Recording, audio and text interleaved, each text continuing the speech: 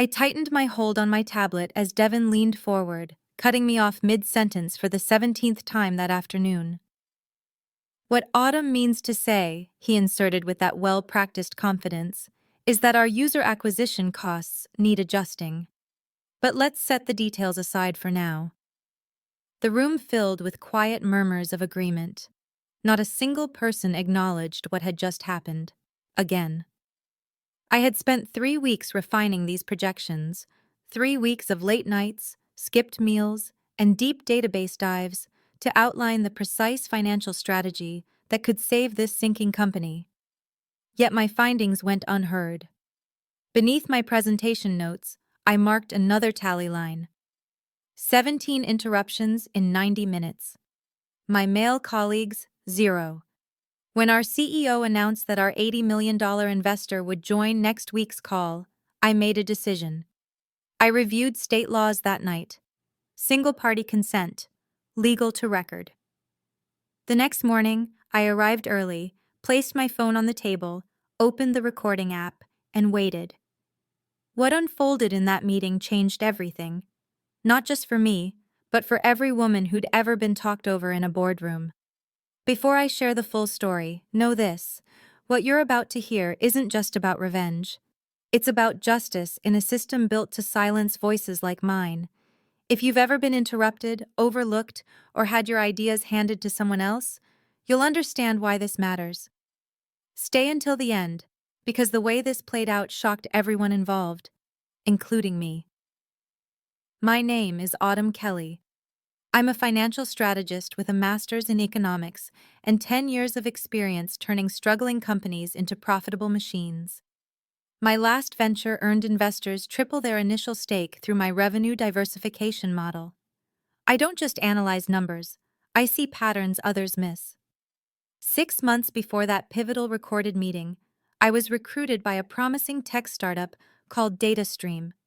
They built AI-powered analytics tools for mid-sized businesses.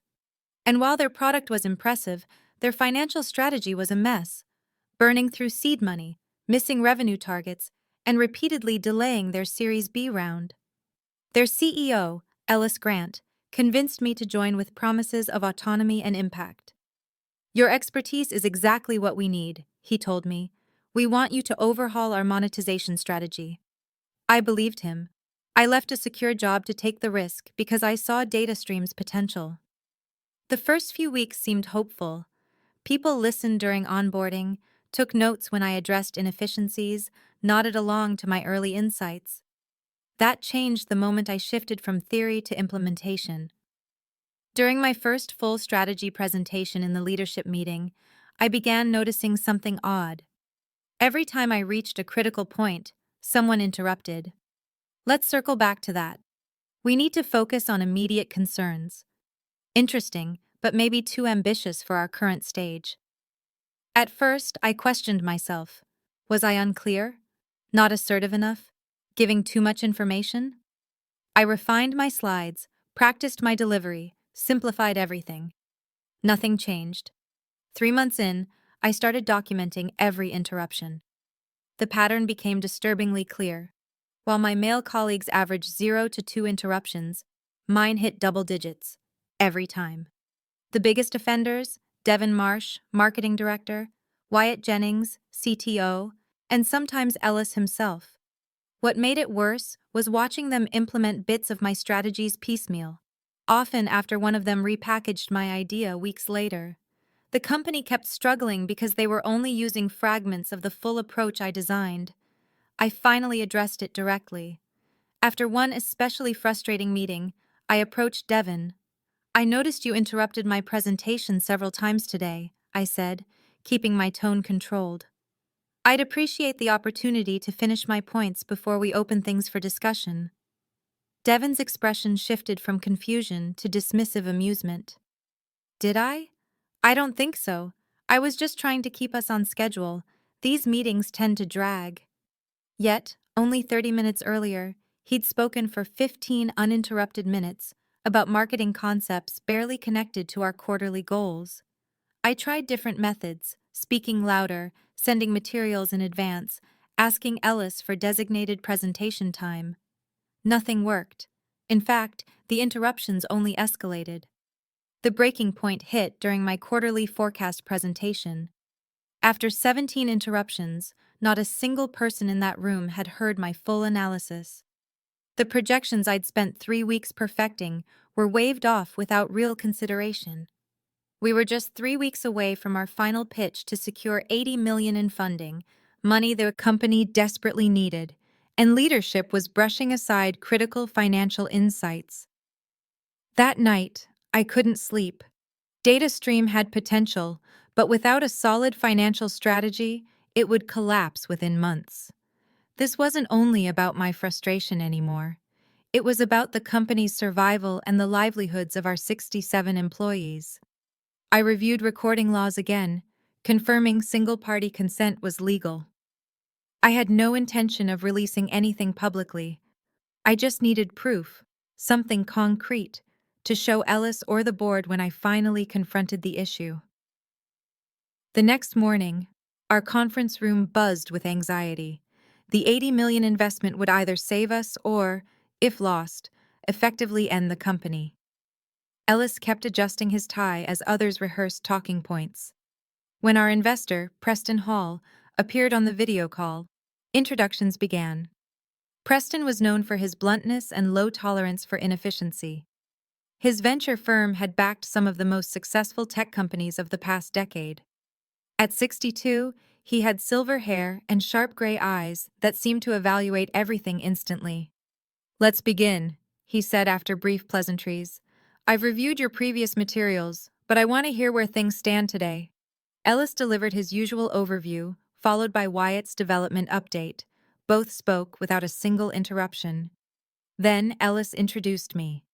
"And now Autumn will give us a brief financial overview."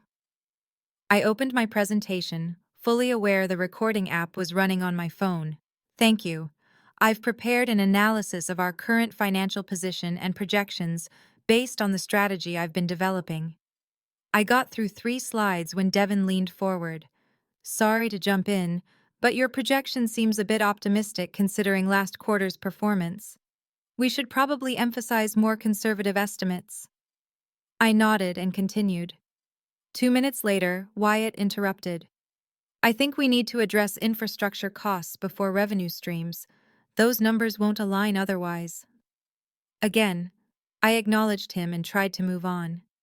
I was nearing the most critical section of my presentation, the part that would determine our funding case, when Nolan, our product director, attempted a third interruption. If I could just add something about user growth that may affect these numbers. But then something unexpected happened. Preston cleared his throat. "I'm noticing a pattern here." The room froze. "Your financial strategist has been interrupted 3 times in under 10 minutes. I've been counting." His gaze moved across every face on the call. "This reminds me of our prior meetings. It's exactly why we're reconsidering our position with DataStream." No one breathed. Ellis paled visibly.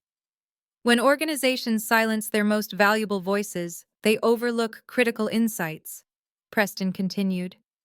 "I specifically requested Ms. Kelly's involvement after learning she was the architect behind TechVent's remarkable turnaround last year. That's why I was alarmed when she barely spoke during our last calls." My heart pounded as I realized what was unfolding. "I'd like to hear Ms. Kelly's full financial strategy with no interruptions," Preston said. "And afterward, I'd like an explanation for why this silencing pattern exists at DataStream." Ellis stammered. "Of course, absolutely. Please continue, Autumn." For the next 20 minutes, I presented my complete strategy for the first time. I detailed the inefficiencies in our model, the targeted adjustments required, and the projected results. I explained how we could triple revenue in 18 months while reducing operational costs by 23%. When I finished, Preston nodded slowly. "That's precisely the strategic thinking I expected. Now, Ellis, would you like to explain why this is the first time I'm hearing this full approach? Ms. Kelly has been with you for 6 months." Ellis struggled to respond. "We've been incorporating elements of Autumn's strategy gradually. There are many voices to consider." And some voices apparently matter more than others, Preston cut in. Here's my position. DataStream possessed impressive technology, but its leadership dynamics were deeply flawed. I'm prepared to extend the full 80 million investment with conditions. The tension in the room was thick as everyone waited. First, Ms. Kelly becomes Chief Strategy Officer with direct reporting to me, not filtered through your current hierarchy. Second, your leadership team completes communication and inclusion training with quarterly evaluations. Third, you execute her entire strategy as outlined today, not piecemeal. Ellis nodded quickly, relief flooding his face at the chance of securing the funding. We can absolutely agree to those terms. I'm not finished, Preston said. I'm also appointing Miss Kelly to our advisory board. We've needed her insight across our portfolio. This role carries its own compensation package, separate from her position at DataStream. I sat stunned. This was beyond anything I had imagined. Not just validation, but a promotion, direct access to the investor, and an independent role that gave me security regardless of what unfolded at DataStream. Does that arrangement work for you, Miss Kelly? Preston asked. Finding my voice, I answered, yes, I believe in DataStream's potential, and I'm dedicated to seeing my strategy fully carried out. Excellent. My team will prepare the paperwork. I expect it signed by end of day tomorrow. Preston's tone allowed no room for negotiation. When the call ended, the conference room stayed silent. Ellis finally spoke, his voice tight. Autumn, congratulations on your advancement. We'll need to review the transition of your duties. Devin and Wyatt still couldn't meet my eyes. The recording app on my phone was still running, capturing each uncomfortable second of the aftermath. I collected my materials while avoiding anyone's gaze. The air felt heavy with tension and unspoken blame. As I stepped out, I heard urgent murmurs behind me. Back in my office, I closed the door and took my first full breath in what felt like hours. My phone buzzed with an email from Preston's assistant requesting a private meeting the next morning. This was genuinely happening. Ellis knocked 30 minutes later, his usual confident presence replaced by something more wary. Do you have a moment? He asked. I motioned to the chair across from me. Of course. He sat down, smoothing his tie again and again.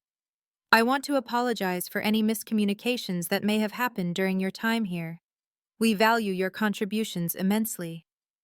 Thank you, I replied, keeping my expression calm. I appreciate that. I'm wondering, he said, leaning slightly forward. Was this something you coordinated with Preston before the meeting? I met his eyes directly. No, I was just as surprised as everyone else. He nodded slowly, clearly absorbing this. And the recording device on your phone during the meeting. My pulse quickened. He had noticed. Single-party consent is legal in this state, Alice. I've been tracking the interruption pattern for months with no acknowledgement. The recording was for my personal reference. His eyes widened slightly. I understand. Are you intending to use this recording in some way? That depends entirely on what happens next, I replied evenly. I came to DataStream because I believe in its potential. I still do, but I need the freedom to execute the strategies I was hired to design. Ellis nodded again, rising to his feet. You'll receive your new contract by tomorrow. And Autumn, I truly am sorry.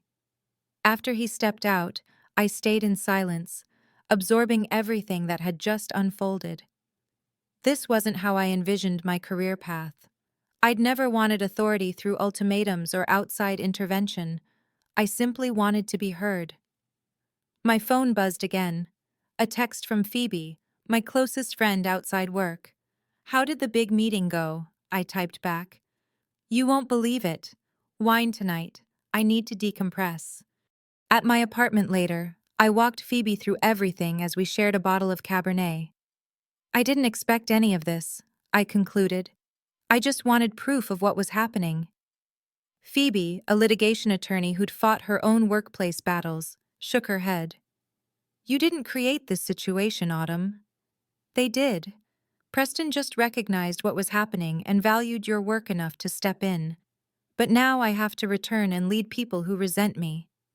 Or, she countered, you get to transform a company culture with the protection of the primary investor. Do you realize how rare that chance is? I sipped my wine thoughtfully. I keep thinking about the recording. Part of me wants to erase it now that it served its purpose.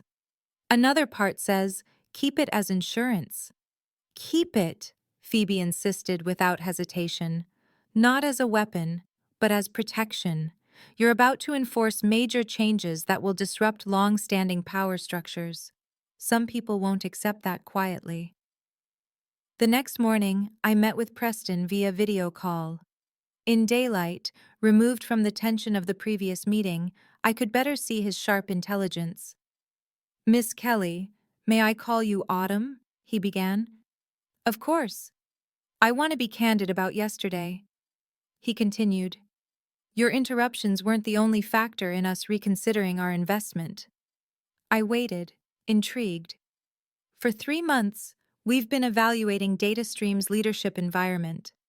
Ellis is brilliant with product vision, but has created an echo chamber that rewards confidence over competence.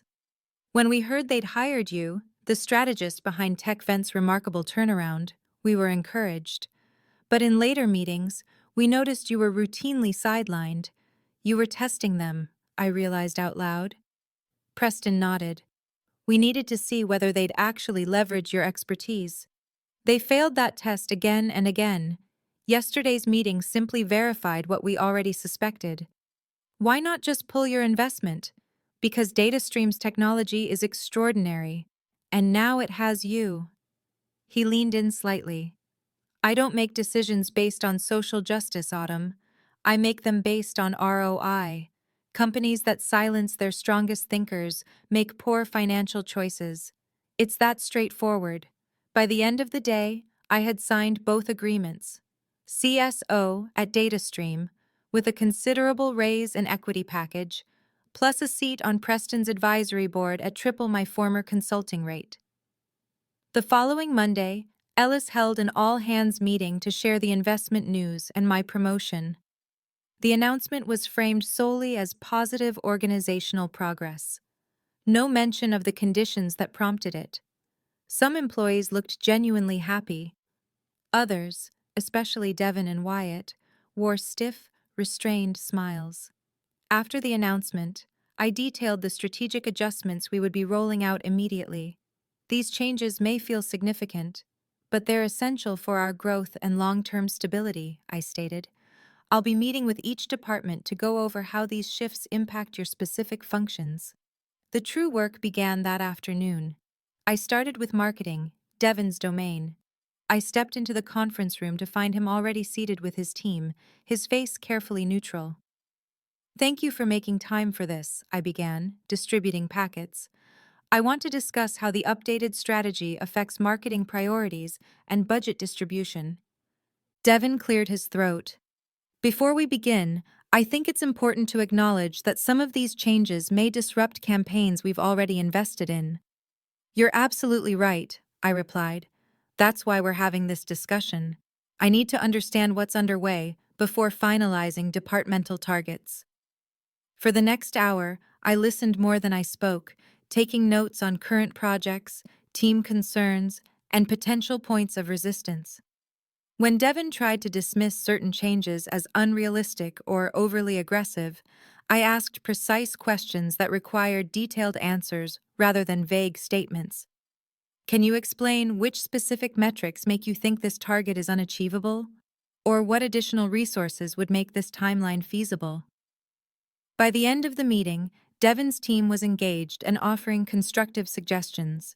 He remained seated as everyone else filed out, growing increasingly silent. This feels personal, Autumn, he said once we were alone. I met his gaze steadily. It's not personal, Devin. It's strategic. The company needs to pivot to survive, and marketing plays a critical role in that shift. You recorded that meeting, didn't you? With Preston. I neither confirmed nor denied it. What matters now is moving forward. I value your expertise and need your department fully aligned with our new direction. Are you willing to partner on this? He studied me for a long moment before nodding once. I'll align with the strategy. Similar discussions unfolded across departments over the following days.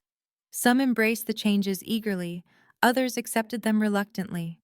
Wyatt proved particularly resistant, questioning every technical allocation in the new budget.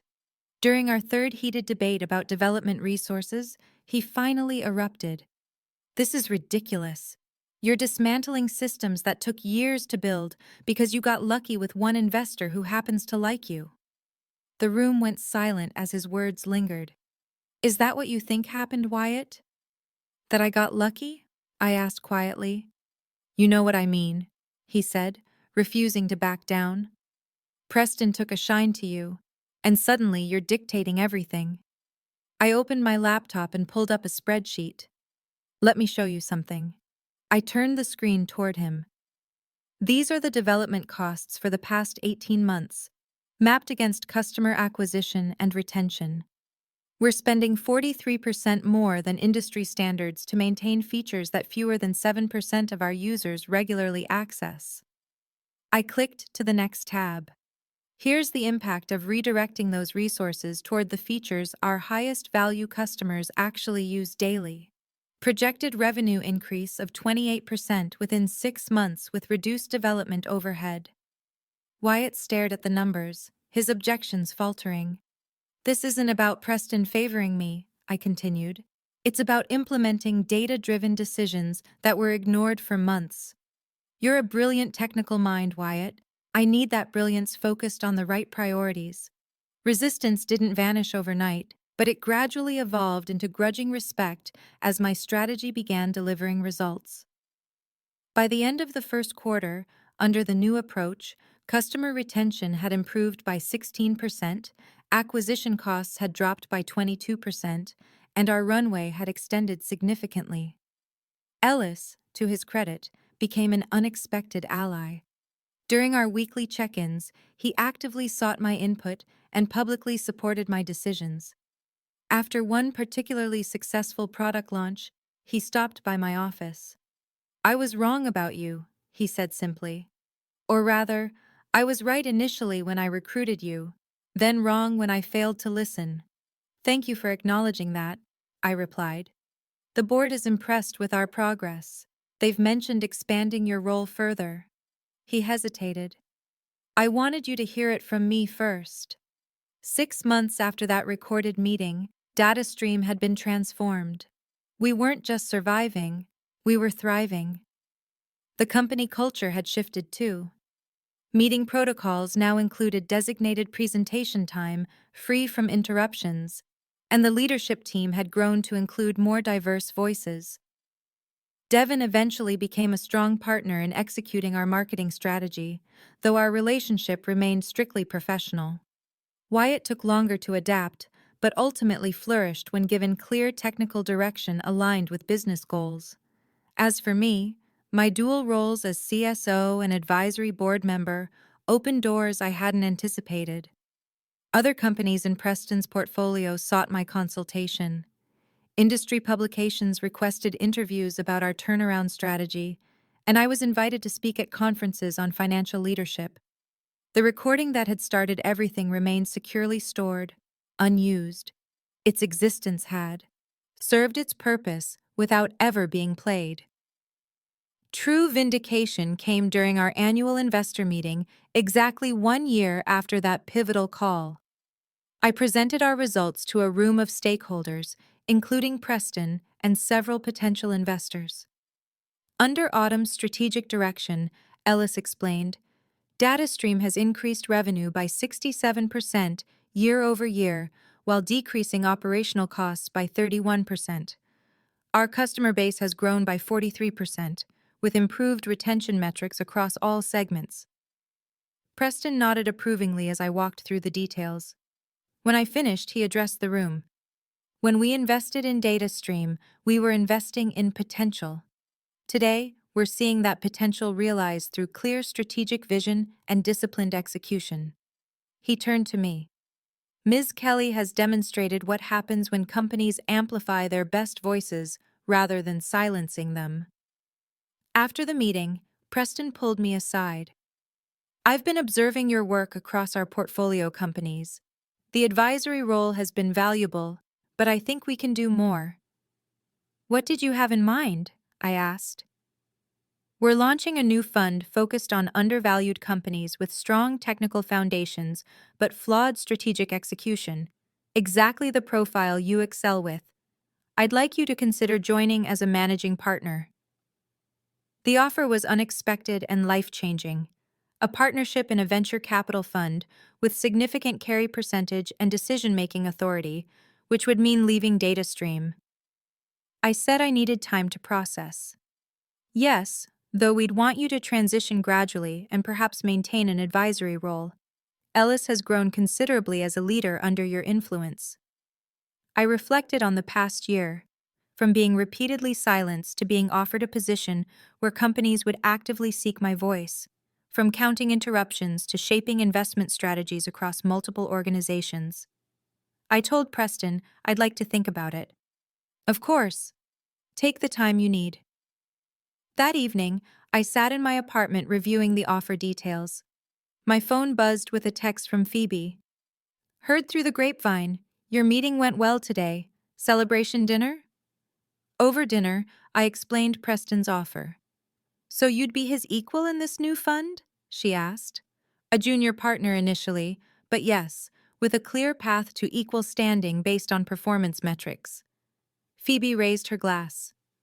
To the woman who turned 17 interruptions into a venture capital partnership, I knew you were brilliant, but even I didn't see this coming. I clinked my glass against hers. Neither did I. I just wanted to be heard. And now everyone's listening, she said with a smile. The following week, I accepted Preston's offer with a 12-month transition plan for DataStream. When I announced my eventual departure to the leadership team, the reaction spoke volumes about how much had changed. Ellis expressed genuine disappointment but supported my decision.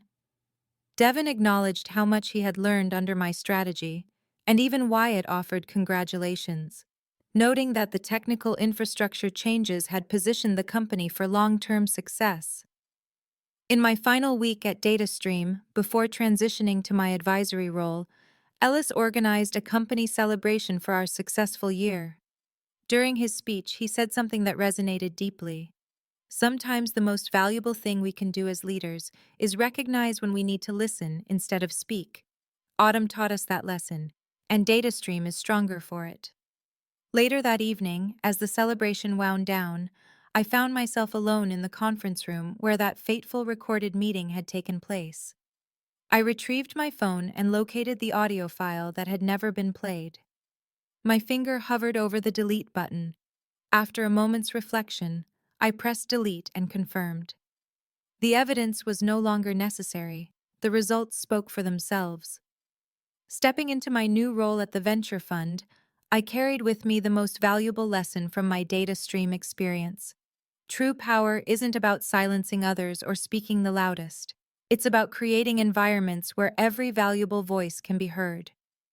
In the 2 years since, our fund has invested in 27 companies, focusing on those with diverse leadership teams, consistently outperforming industry averages. It turns out that funding companies that listen to all their best minds is not only ethically sound, but financially shrewd. I still have the notebook where I tallied those 17 interruptions. It sits on my desk as a reminder of where this journey began. Sometimes, when evaluating a potential investment, I observe meeting dynamics, noting who speaks and who gets silenced. It's become one of our most reliable indicators of a company's potential. The recording may be gone, but its impact remains. In my career, in DataStream's transformed culture, and in every investment decision I now influence. That's the thing about finding your voice. Once you truly have it, you never need to prove it with silence. If you've ever been interrupted, overlooked, or had your ideas credited to someone else, I hope this story reminds you that your voice matters. Your ideas deserve to be heard fully, not in fragments between interruptions. Have you experienced something similar in your workplace? What strategies helped you navigate it? Share your stories in the comments below. Your experiences could help someone currently struggling to be heard. If this resonated with you, please like this video and subscribe for more stories about workplace dynamics and professional growth. Every like helps this reach someone who needs to hear it today. And remember, sometimes the most powerful action isn't speaking louder, but documenting carefully. Your evidence becomes your advocate when you finally get the chance to be heard.